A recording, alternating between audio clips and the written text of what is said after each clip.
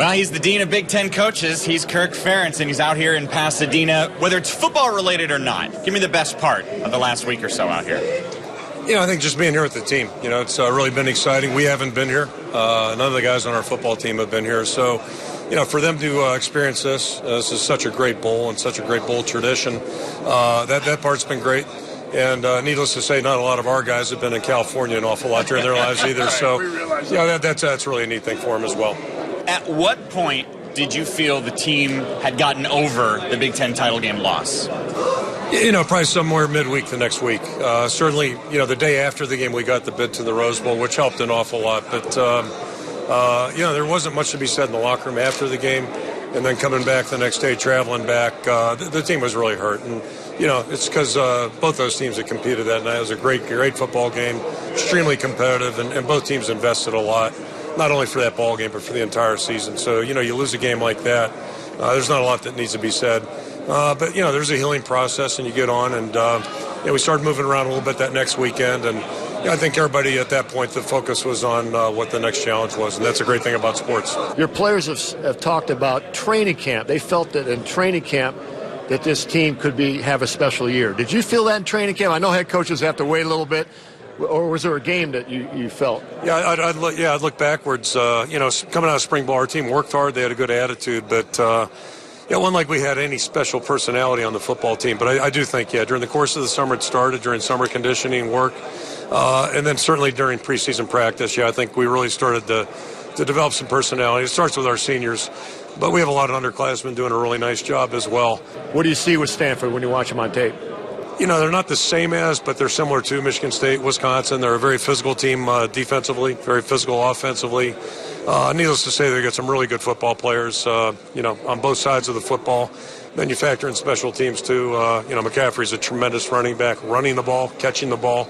And then, in the special teams department, too, he's a great return guy. So, they threaten you in every area. And they're very well coached. They've got great stability in their program. And, so again, it's like you're getting ready for Michigan State, or it's like you're getting ready for a good one. It's going to be a big challenge for us. CJ, where's he, in your eyes, health-wise, going in this game? He's had some time off to recover a little bit? Compared to the pre-bye week, it's night and day. He's not 100% yet, but it's night and day. Good. And he's not going to be 100% probably till February. So right. He knows that, but he's really dealt with it well. He's practicing well, and, that won't be a factor in the game at all. Right. You told me when we talked in September, I said, what is CJ doing that makes him so good and off to this great start? The first word you said was poise. Would that still be the first word you'd use? Yeah, but I'd cheat and I'd add another word in there, toughness, and I don't care what your style of play is, and we've had a lot of great quarterbacks at the University of Iowa, and I'm going back to when Chuck played, Gordy and Pete in 81 Rose Bowl. If you play in a Rose Bowl, you usually have a pretty good quarterback, and that's a truism there.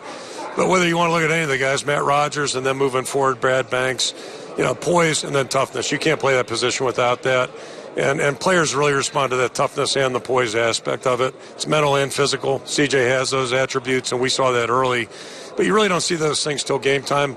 I remember when Chuck, I was there when Chuck did evolve. And my Kodak moment for him was the Arizona game in '82. That's where we really became an offensive football team. He had a great game down there.